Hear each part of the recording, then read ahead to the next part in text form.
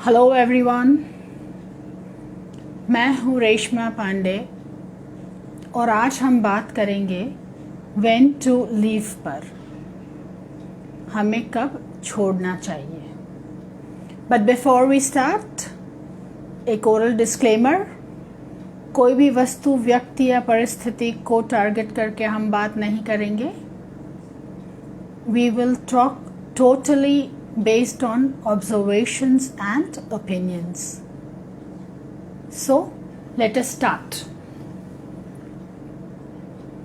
आप एक अगर थम्स अप दे देते हैं कमेंट में तो मुझे पता चल जाएगा कि technically everything is all right. If anybody can do that, it should be great. Okay, अब हम चलते हैं हमारे टॉपिक की ओर. When to leave. यहाँ लीव के दो मतलब है. One is to let go and the other is to quit. हमारी लाइफ में कई ऐसी समस्याएं, बातें, लोग आते हैं जहाँ पे लेट गो करना एक बेहतर ऑप्शन चॉइस है, और कई ऐसी बातें होती हैं, ऐसे लोग आते हैं, ऐसे सिचुएशंस आती है जहाँ पे क्विट करना ही एक ऑप्शन है हमारे पास. There is no other choice. तो चलिए ये समझते हैं कि हमें अगर लेट गो करना है या फिर क्विट करना है तो हमारा सेल्फ रिस्पेक्ट, डिग्निटी और ग्रेस मेंटेन करते हुए हम ये कैसे करेंगे. अब मुझे एक बात बताइए, आपके सबसे करीबी और प्यारे इंसान आपके पास, आपके साथ कौन है? आपके लिए कौन है? आप खुद. और अगर नहीं है तो बना लीजिए. और इसीलिए अपना सेल्फ रिस्पेक्ट, अपनी डिग्निटी, अपनी ग्रेस लाइफ में बनाते हुए जीवन जीना, ये हमारा सबसे बड़ा दायित्व है. It is the biggest responsibility कि हम हमारी लाइफ डिग्निटी, सेल्फ रिस्पेक्ट के साथ जिए. चलिए हम कुछ एग्जाम्पल्स से समझते हैं कि कैसे कैसे एरियाज़ में हम लेट गो करना सही समझते हैं और कौन से एरियाज़ में हम क्विट करना सही समझते हैं. आजकल की जनरेशन की बात की जाए तो आए दिन हम बहुत ही ज़्यादा पेरेंट्स को ये बोलते हुए सुनते हैं कि उनके बच्चों के साथ उतनी पैरिटी नहीं है. आजकल के बच्चों को इंटरफेरेंस पसंद नहीं है. उनको बहुत ही ज़्यादा इंडिपेंडेंस चाहिए. पहले ऐसे था कि उनको कुछ भी समस्या थी, कुछ भी समझ में नहीं आता था तो माँ बाप के पास आके उसका सल्यूशन पूछते थे या ढूंढते थे. आजकल गूगल उनके लिए सब आंसर्स तैयार रखता है. उनको माँ बाप के पास आने की ज़रूरत नहीं पड़ती है.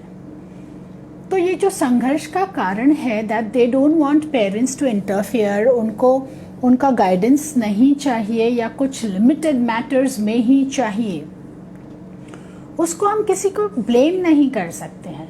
इट इज़ एब्सोल्युटली एक टेक्नोलॉजी की वजह से जो बच्चों को का एक्सपोजर लेवल बढ़ गया है, वो एक कारण है कि उनको अपनी इंडिपेंडेंस अपनी तरह से चाहिए. तो इन सिचुएशन में हम क्या करेंगे? बच्चों से डाइवोर्स ले लेंगे क्या? बच्चों को छोड़ देंगे क्या? डिसोन कर देंगे क्या? नहीं होता है. यहाँ क्विट इज नॉट पॉसिबल. हमें लेट गो करना है. अपना अगर हमें सेल्फ रिस्पेक्ट और अपना डिग्निटी मेंटेन कर रखना है तो हमें लेट गो करना सीखना पड़ेगा. बच्चे तो बच्चे हैं, हम उनको क्या सिखाएंगे? ऊपर से ग्रोइंग किड्स, उनका ईगो इतना ज़्यादा अभी है कि उनको सेल्फ रिस्पेक्ट और ईगो में हमें ही नहीं पता चलते, उनको क्या हम समझाएंगे? तो यहाँ हमें लेट गो करना है, राइट. लेकिन यहाँ इम्पॉर्टेंट बात ये है कि लेट गो करना समय पर बहुत इम्पॉर्टेंट है.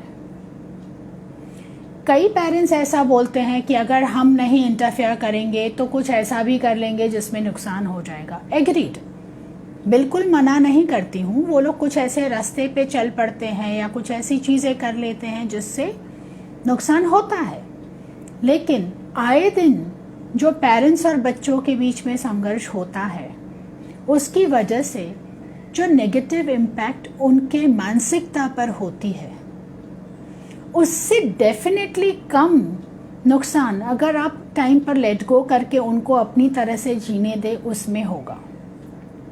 मैं ये नहीं कह रही हूँ कि उनको छोड़ दीजिए, यही मतलब यहाँ पे quit is not an option, पर उनके मैटर्स में लिमिटेड इंटरफियर करके अगर हम सिर्फ वॉच रख सकते हैं ताकि हम जो हमें पता है कि कंसिक्वेंसेस किसके क्या हो सकते हैं उसके लिए रेडी हो जाए। उनको गिरने दीजिए, उनको पढ़ने दीजिए, उनको फेल होने दीजिए, फिर खुद उठने दीजिए। लेकिन हम एज पेरेंट्स इतना प्रोटेक्टेड एनवायरनमेंट देने में समझते हैं कि बच्चा आ बोले उसके पहले तो हमारे टेबल पे डेटॉल रेडी होता है। मतलब सो मच ऑफ प्रोटेक्शन ज़रूरत नहीं है। आजकल के बच्चों को ज़रूरत भी नहीं है।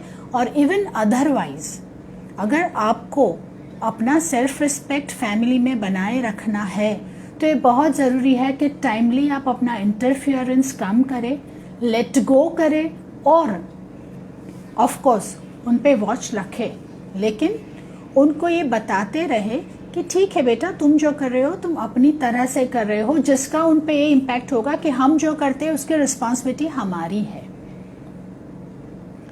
तो लेट गो करने का एक एग्जाम्पल। अब दूसरा है, अगर स्पाउस बहुत ही एब्यूजिव है, एक परसिस्टेंट लायर है, रिपीटेड लायर है, बहुत ही डोमिनेटिंग है, तो उनके साथ जीना तो है। क्विट करने का ऑप्शन यहाँ तभी बोला या दिया जा सकता है जब हमने एफर्ट्स रख लिए हो। मैं ऐसा कहूँगी कि इनफ एफर्ट्स रख लिए हो कि चीज़ें बिगड़े नहीं। और अगर फिर भी बिगड़ती जाती है तो अगेन इंडियन सोसाइटी में क्विट करने से पहले हमारे अलावा हमें और सबकी चिंता करनी पड़ती है और सबकी परवाह करनी पड़ती है। You can not call quits just like that. तो इस सिचुएशन में अगर हम अपनी एक लिमिट, एक दायरा नक्की कर ले मन से कि हमें इस एरिया में लेट गो करना है, हम इसमें उलझेंगे नहीं। आई नो मैं जब बात करती हूँ तो आप ये सोच सकते हैं कि it is difficult, but it is not impossible. जब अपने सेल्फ रिस्पेक्ट और अपनी ग्रेस और डिग्निटी की बात आती है तो डिफ़िकल्ट सिचुएशन से तो गुजरना पड़ेगा। ऐसे कहा जाता है कई लोगों के लिए कि हम छोटी छोटी चीज़ों के लिए तो बने हैं नहीं, जब दुनिया में आए हैं तो बड़ी बड़ी चीज़ों का सामना भी करना पड़ेगा। तो बड़ी चीज़ें में से ये एक है कि हमारे पास एक ऐसे इंसान के साथ ज़िंदगी गुजारने का लिखा हुआ है जो अब्यूज़िव है, जो डोमिनेटिंग है, जो लायर है, जो बहुत ही ज़्यादा मिसअंडरस्टैंडिंग्स क्रिएट करने वाला बंदा या बंदी है, इसलिए मैं स्पाउस बोलती हूँ। तो in that case quit, yes, अगर आप में इतनी ताकत है कि आप बाकी सब चीज़ों को नज़रअंदाज करके क्विट कर सकते हैं और सिचुएशन सही में इतनी ग्रेव है। कभी कभी हम समझ नहीं पाते हैं कि सिचुएशन इतनी ग्रेव नहीं है जितनी हम समझते हैं और हम लेट गो की जगह पे क्विट कर देते हैं और उसका कई बार कंसिक्वेंसेस सही नहीं होते हैं। तो हमें यहाँ पे लेट गो करने की पूरी कोशिश करनी चाहिए। अगर सिचुएशंस बदलने की कहीं भी आसार दिखते हैं तो, कहीं भी आसार दिखते हैं तो you should try and let go, try to make situations better. फिर अगर नहीं होता है तो definitely quit is the only option. पर जैसे मैंने बताया, ऐसे रिलेशंस में कहीं हमारा ईगो और सेल्फ रिस्पेक्ट का मार्जिन हम भूल जाते हैं। कई बार ऐसी मिसअंडरस्टैंडिंग्स होती है जिसमें हम भी गलत हो सकते हैं। तो ये बहुत अच्छे से एनालिसिस करना ज़रूरी है। उसके बाद इनफ एफर्ट रखने के बाद, ये बार बार इसलिए बोला जाता है कि हम इंडिया में रहते हैं यूएस में कोई 1 मिनट रुकता नहीं है, go bye, good night, see you, never again, ऐसे सब होता रहता है। लेकिन यहाँ पे it is not easy, but of course as I said, अपना सेल्फ रिस्पेक्ट जब दाव पे होता है, अपनी डिग्निटी जब दाव पे होती है, तो हमें हमारा दायरा डिसाइड करना है। किसी और को हम कंट्रोल नहीं कर सकते हैं, किसी और को हम ये नहीं कह सकते कि डोंट ट्रेसपास। हमने एक लिमिट बनाया है, ना हम किसी को उसके अंदर आने दें, ना हम इससे बाहर जाए। ये हमारा रिस्पॉन्सिबिलिटी है। अपने आप पे कंट्रोल हम कर सकते हैं और कोई नहीं। उसी तरह से दूसरे पे कंट्रोल भी हम नहीं कर सकते, वो खुद कर सकते हैं। और वो दूसरों पे कंट्रोल करने का ट्राई करके लाइफ को वेस्ट करने का कोई मतलब नहीं है। तो चलिए चलते हैं तीसरे एग्जाम्पल पे, जिसमें आपके रिलेटिव्स और नेबरहुड के लोग आते हैं। ये सब सोशल सर्किट में है, जिनके साथ हम उठे बैठे कुछ आगे पीछे चला लिए, हो गया। कई बार ऐसे होता है कि एक पर्टिकुलर फैमिली के साथ या पर्टिकुलर पर्सन के साथ हमको हर बार हमारी डिग्निटी, हमारे सेल्फ रिस्पेक्ट को कॉम्प्रोमाइज़ करके ही रहना पड़ता है। अगर वो आपके नेबरहुड में है या आपके रिलेटिव में है, तो बिना कुछ ज़्यादा सोचे आप एक डिस्टेंस बना सकते हैं। वो डिस्टेंस बनाने से डेफिनेटली जो फ्रीक्वेंसी है वो कम हो जाएगी। अगर फ्रीक्वेंसी कम नहीं होती है और अगर फिर भी ये सब मैटर्स आपके दिमाग पे बना रहता है, तो यहाँ you can call it a quits. याद रखिए, आपका सेल्फ रिस्पेक्ट, आपकी डिग्निटी, आपका ग्रेस आपके हाथ में है। उसकी इलास्टिसिटी आपके हाथ में है। अगला उसको खींचता जाए और आप खींचने दे, तब उसकी कोई गलती नहीं है, वो आपकी गलती है। और ये मानना बहुत ज़रूरी है कि हम गलती नहीं कर सकते, ऐसा नहीं है। हम भी गलत हो सकते हैं। जब ये मानेंगे तो आपको ये पता चलेगा कि ठीक है, मुझे ही ये नहीं करने देना चाहिए था, मुझे ही ये नहीं, I could have stopped the person from trespassing my limits। मेरे दायरे में आने से पहले मैं किसी को रोक सकती हूँ, मैं किसी के दायरे में जाने से पहले अपने आप को रोक सकती हूँ। किसी और को नहीं रोक सकते हैं, हम कंट्रोल नहीं कर सकते। ये मैं बार बार इसलिए बोलती हूँ क्योंकि हमारे यहाँ पे एक मानसिकता डेफिनेटली है कि हम दूसरों को कंट्रोल करने में बहुत ज़्यादा एफर्ट्स रखते हैं, लेकिन खुद पे हमारा कंट्रोल नहीं होता है। तो जब रिलेटिव्स और नेबरहुड की बात आती है, तो ऐसे फैमिलीज या ऐसे लोगों के साथ हम at one go distance create कर सकते हैं। और अगर ये चीज़ें बरकरार रहती है तो we can even call it a quits. हम कहाँ कॉम्प्रोमाइज़ करते हैं अपने सेल्फ रिस्पेक्ट को, कहाँ कॉम्प्रोमाइज़ करते हैं अपनी डिग्निटी को, वो हम डिसाइड करेंगे और कोई डिसाइड नहीं कर सकता है। अब चलते हैं फोर्थ एग्जाम्पल पे।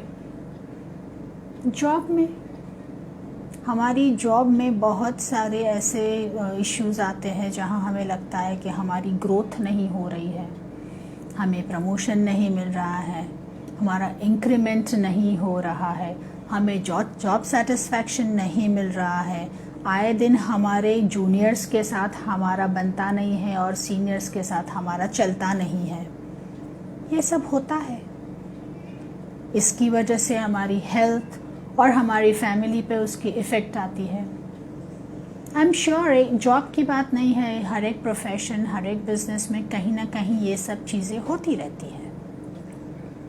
तो क्या किया जाए, इसमें हमें थोड़ा स्मार्टली सोचना पड़ता है। क्योंकि हम टैलेंटेड है, क्योंकि हमारी विलिंगनेस टू वर्क है, ऐसा नहीं है कि हमें बैठे बैठे पे बैक चाहिए, बैठे बैठे इंक्रीमेंट चाहिए। हमारी तैयारी है कि हम एफर्ट्स रखें। तो अगर हम टैलेंटेड है, अगर हमारा विलिंगनेस टू वर्क है, तो हम डेफिनेटली एक दूसरा ऑप्शन खड़ा करके फिर क्विट कह सकते हैं। ज़रूरी नहीं है कि आप अपने बॉस को हर एक रीज़न बताएं कि हम क्यों क्विट कर रहे हैं ये जॉब, लेकिन ये ज़रूरी है कि बिफोर क्विटिंग दिस जॉब आप अपने लिए एक दूसरा ऑप्शन खड़ा करें। तो यहाँ लेट गो करने का कोई कारण नहीं है। लेट गो हम वहीं करते हैं जहाँ हमारे इमोशंस के साथ हमारा अटैचमेंट इतना ज़्यादा होता है उन लोगों के साथ कि हम उनको लेट गो करना अपने मन से मान सकते हैं। We agree to let go. ज़बरदस्ती अगर लेट गो भी करने की बारी आई तो वो हम नहीं कर पाएंगे। और जहाँ जहाँ मैंने एग्जाम्पल्स दिए कि जहाँ जहाँ हमें लेट गो करना है वहाँ हमें मानसिक तरीके से ही, मानसिक तौर पे ही लेट गो करना है। क्विट करने में क्या बड़ी बात है? रेजिग्नेशन लेटर देना, वॉकआउट कर जाना, उसमें कोई बड़ी बात नहीं है। लेकिन बड़ी बात कहाँ आती है? बड़ी बात यहाँ आती है कि हम टाइम पे लेट गो करें, हम टाइम पे क्विट करें। जब हम प्रोफेशनली बहुत पीक पे होते हैं ना, तो ऐसे बोला जाता है कि हम हमेशा तो पीक पे नहीं रहेंगे, that is the time to quit.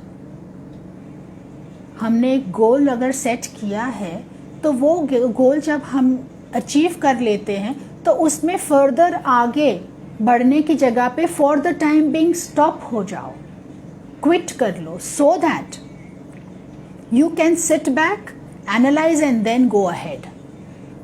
कोई भी इंसान lifetime forever top पे नहीं रह सकता है। तो हमारा जब पढ़ती is not the right word, लेकिन टॉप से जब हम सेकेंड थर्ड लेवल पे आना शुरू हो तब क्विट करें। उससे अच्छा है कि हमारा ग्रेस रह जाएगा जब हम टॉप पे हैं तब क्विट करते हैं। तो सचिन तेंदुलकर अपनी करियर की पीक पे थे जब उन्होंने क्विट किया। तो when you are at that level, if you leave, if you quit, तो आपका एक ग्रेस बना रहता है। तो ये हुई जॉब की बात, जहाँ पे एक स्मार्ट वर्क ये करना पड़ता है कि हमको एक ऑप्शन ढूंढ के फिर बॉस को ये नहीं बताना है कि हम क्या क्यों कर रहे हैं, but you have to quit that and get into the best available next option. तो ये हुई क्विट की बात। अब हम बहुत एक मानसिकता से सब लोग परिचित है कि we are trying to please everybody.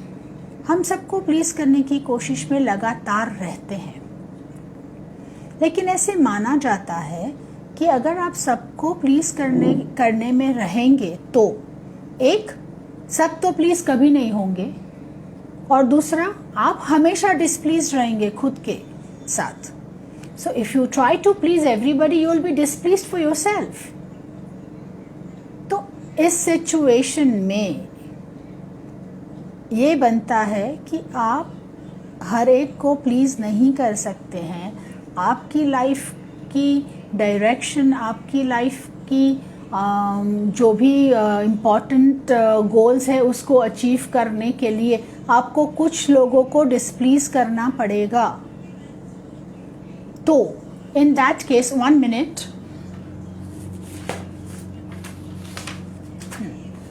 हम अगर टाइम पे डिसप्लीज करना ही है, क्विट करना ही है, लेट गो करना ही है, ये जब सिचुएशंस खड़ी होती है तो टाइम इज द मैटर। सबसे बड़ा बात टाइम होता है।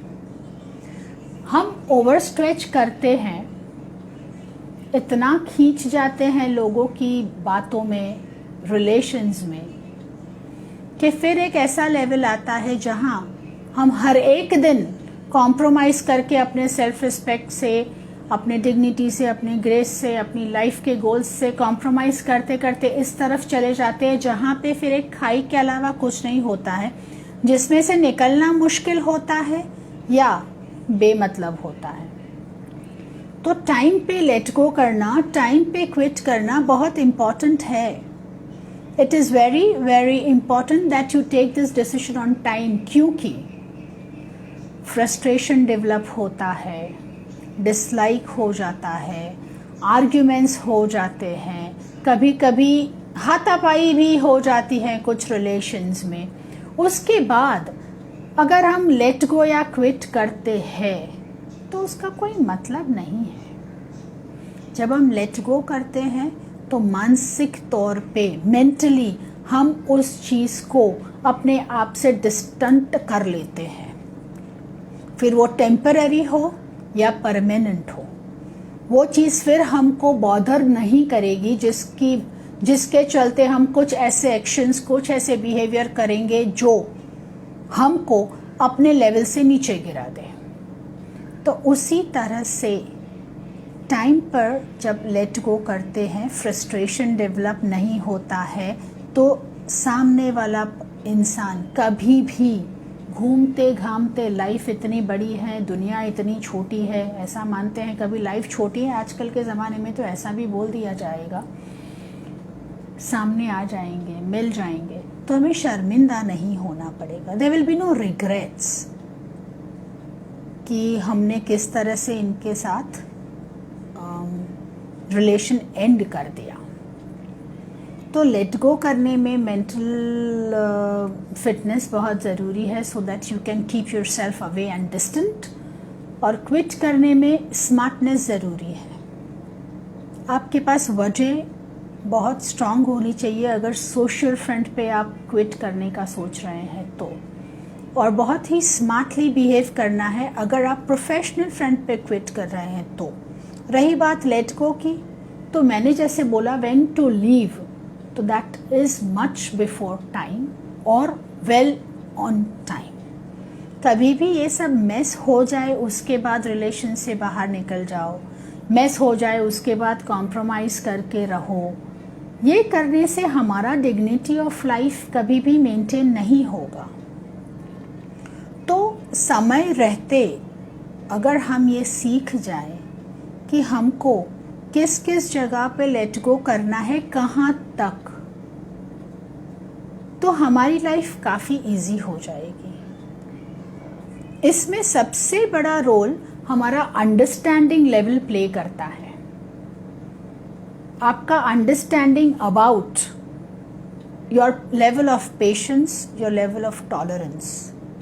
आपकी खुद की पेशेंस कितनी है, आपका खुद का टॉलरेंस कितना है, और उसकी एक लिमिट आप खुद ही डिसाइड कर सकते हैं। एक बात समझ लीजिए, कई बार ऐसे होता है कि हम स्ट्रेच हो जाते हैं, हमारे लिमिट्स के बाहर कॉम्प्रोमाइज़ कर लेते हैं और हम ऐसा मन ही मन समझते हैं कि हमने बहुत बड़ा काम कर लिया, हमने बहुत बड़ा सैक्रिफाइस कर लिया।